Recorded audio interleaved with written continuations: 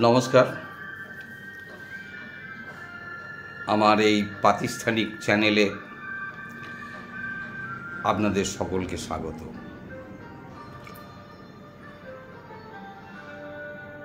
আমি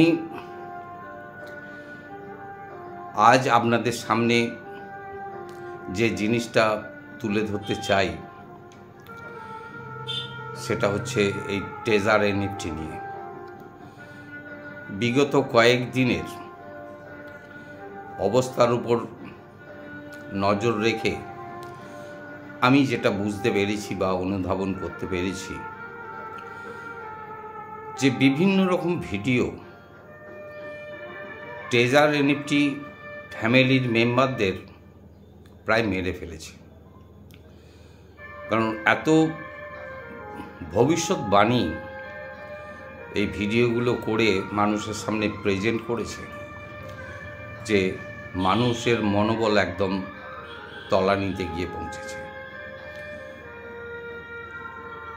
এমনিতেই কোম্পানির যে নোটিফিকেশান 360 ঘন্টা, এই 60 ঘন্টা নোটিফিকেশান 360 ঘন্টার যে নোটিফিকেশান দিয়ে রেখেছে যে এই সময়টা তারা উইথড্রল দেবে না, মানে উইথড্রলটা বন্ধ রেখেছে।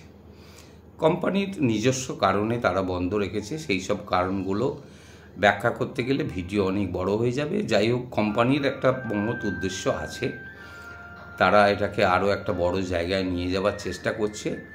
এবং নিয়ে যেতে গেলে যেমন এই ট্রেজার এনএফটির ক্ষেত্রেও যেমন 500 ওয়ালেটে, যদি ওয়ালেটে $500 থাকে আপনি তাহলে লেভেল 2 রিচ করতে পারবেন, এরকম একটা ব্যাপার আছে।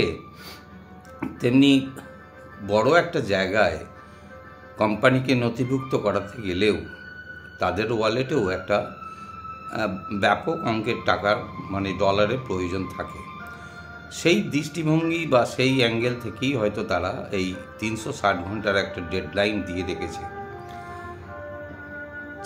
যেখানে কি হয়েছে না, সাধারণ কনজিউমাররা, ফ্যামিলি মেম্বাররা, ট্রেজার এনএফটি ফ্যামিলি মেম্বাররা টাকা বা ডলার উইথড্র করতে পারছে না। এটা তো একটা বড় মনস্তাপের বিষয়।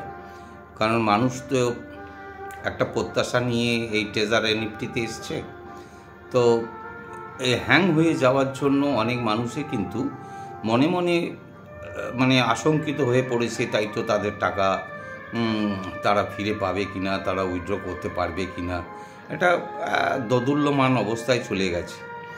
তার উপরে এই বিভিন্ন ধরনের ভিডিও, কোনো ভিডিও বলছে কোমায় চলে গেছে, কোনো ভিডিও তো ট্রেজার এনএফটিকে মেরেই ফেলেছে। জানি না তারা কিভাবে বলতে পারে।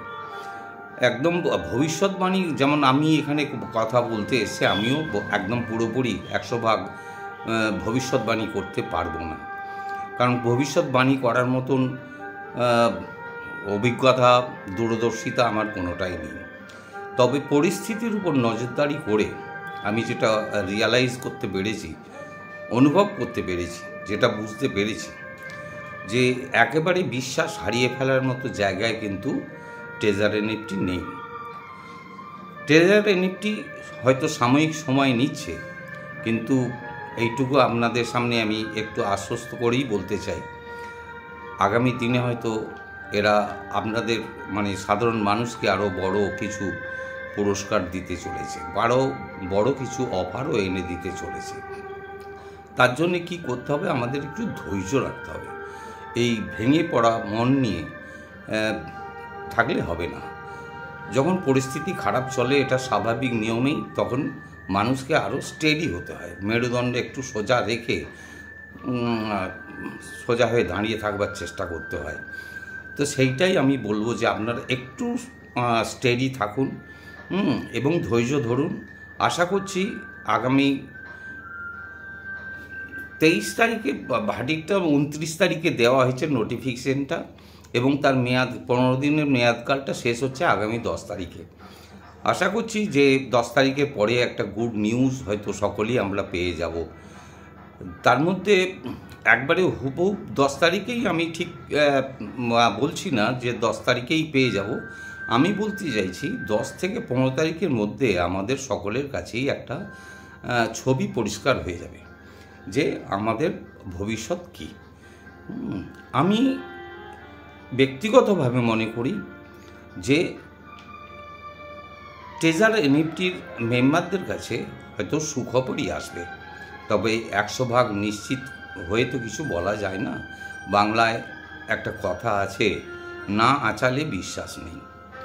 তো সেই জায়গাতে দাঁড়িয়ে আমি বলছি, বিশ্বাস আমাদের রাখতে হবে, ধৈর্য আমাদের রাখতে হবে।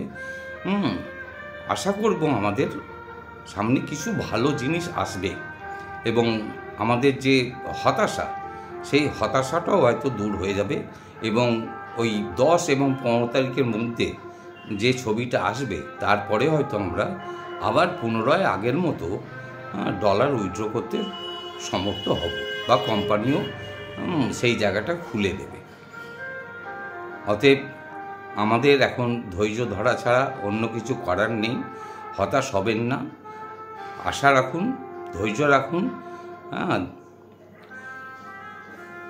আশা করব যে ট্রেজার এনএফটি এতদিন ধরে যে ভালো কাজটা করেছে, অনেক মানুষকে অনেক আর্থিক সহায়তা দিয়েছে, সুযোগ করে দিয়েছে, সেটা হয়তো আগামী 10 থেকে 15 তারিখের মধ্যে, আগামী 10-15 বলতে আগামী 10 এবং 15 তারিখ এপ্রিল, এই তারিখটার মধ্যে হয়তো ট্রেজার এনএফটি আমাদের জন্য আরও ভালো খবরও এনে দিতে পারে।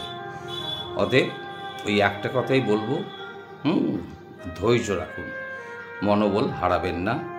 এই বলে আমি আজকে শেষ করছি। নমস্কার।